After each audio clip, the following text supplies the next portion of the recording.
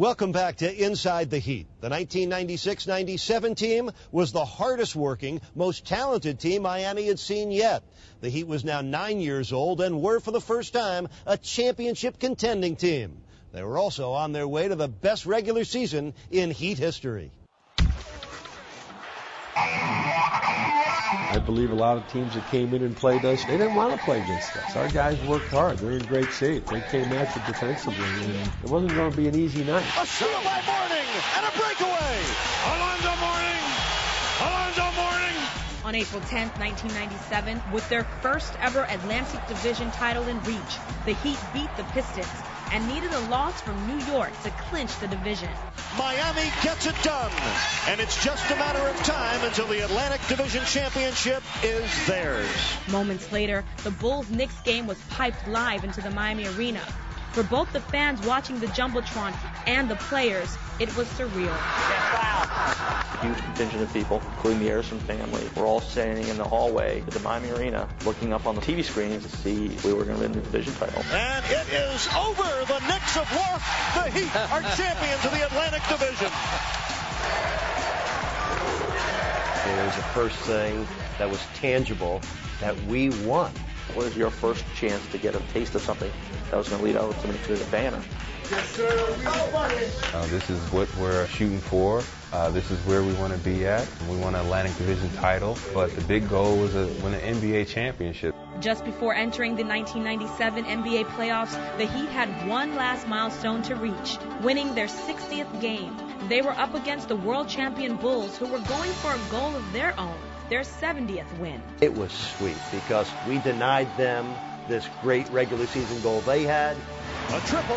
Got it! And we accomplished a great regular season goal that we had. The Heat win their 60th game at Chicago's expense. I think they have gotten the swagger or the confidence that they need to be champions. The Heat finished the 96-97 season with 61 wins and 21 losses, the best regular season record in Heat history.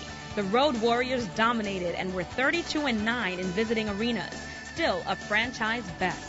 That season was the season that he became rock stars. That's when you went to every town and you were the team that everyone wanted to beat. The Heat entered the playoffs brimming with confidence and were matched up in the first round against their former expansion rivals, the Orlando Magic. 1, 2, 3.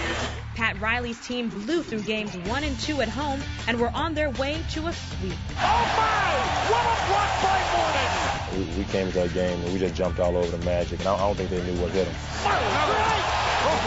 This is team basketball at its best. And then it seemed like the momentum seemed to carry over in the second game, and it was much the same. Form holds here again in Miami as the Heat go up 2-0 on the Orlando Magic. As the series shifted to Orlando for games 3 and 4, Miami got out to a good start, but before you could spell sweep, the series changed dramatically.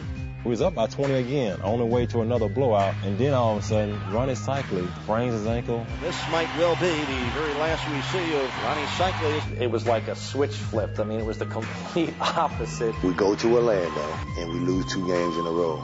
Penny! Oh, my goodness. He is putting on a spectacular show. Penny went off for 40 both games. Incredible game. He just totally took the game over. A pull-up 3. The man is on fire, folks. And the 2 players that changed the whole series was Darrell Armstrong's full-court pressure and Penney Hardaway's greatness. And there's no doubt that by the time we left Orlando after those 2 trashings that we took down there, that we had a tiger by the tail now. With the series now tied at 2, the Heat headed back to Miami for Game 5, and the pressure was on. The whole season came down to this one deciding game. The tension was like 20 times as high as it ever been. Miami built a 17-point lead, but the Magic battled back, closing to within 3 points in the final seconds. Hardaway for 3, and it's a 3-point game. The legend of Tim Hardaway, it began to grow in Miami with that game. When the Heat needed to score most late in the game, Tim Hardaway made the biggest shot of that night. Hardaway for